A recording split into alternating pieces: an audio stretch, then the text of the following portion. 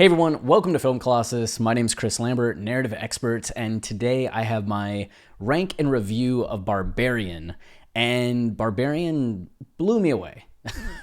Just unexpectedly loved it from start to finish. From the very first shot where the camera kind of goes up and you see this car pull in front of a house and the camera approaches the window of a car, and when it hits the window, the sound shifts. And that's just when I knew that this is a movie that is doing some unique and strange things and cares about details. And from start to finish, I was entertained, I was interested, I was blown away at a lot of parts. And I think there's a unique dimension to this movie that I don't see a lot of films actually utilize. And I'm thinking of one in particular that I just got home from that's also very popular right now, Pearl.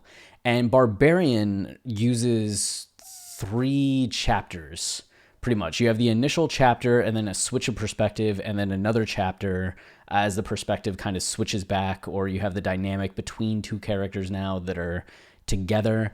And I think it gives the story such a pep in its step, like that you're able to have tonal shifts and able to kind of change direction, introduce a new element to keep things feeling fresh. And I know that can throw a lot of people or just kind of take them out of the movie, but I'm somebody that really likes these chapter movies. There was one that came out a few years ago called Too Late that really had different chapters and sections to it. Of course, Pulp Fiction is one of the most famous of all time. Magnolia is one of the most pretentious film nerd successes of all time in that realm. 2001: A Space Odyssey is another one that you have these extended vignettes or sections I just think are really powerful, and Barbarian, I think, does this incredibly well and incredibly effectively.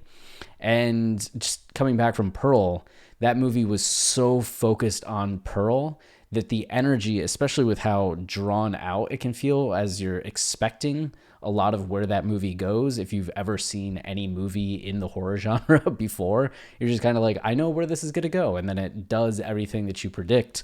Barbarian, by contrast, is just such a unpredictable movie in a lot of ways. Like, you kind of know where it's going to go, but it's really taking some leaps and doing some different things to get you to that spot. So I was completely impressed by this, and shout out to Zach Kreger.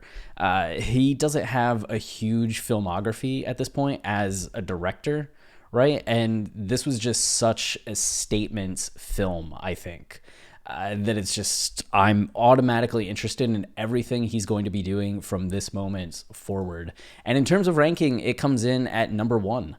Of the, 31 movies I've seen so far in 2022, Barbarian is the new number 1 because it's just, that's dynamic to me. And that's the thing that I really look for, something that has scope, scale, that's dynamic, that's surprising me, and has themes. Like, there's a thematic development over the course of this movie that keeps it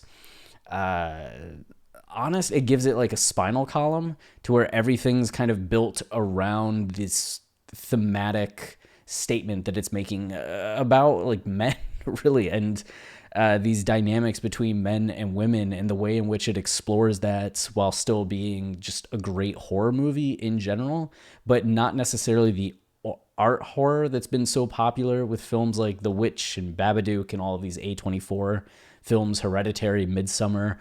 I thought this was a nice blend of not going so deep into the arts realm, but still having something to say in a way that many films don't, while being creative in how it's saying it. So very well done, surprising movie, and highly recommend everybody see it as soon as possible.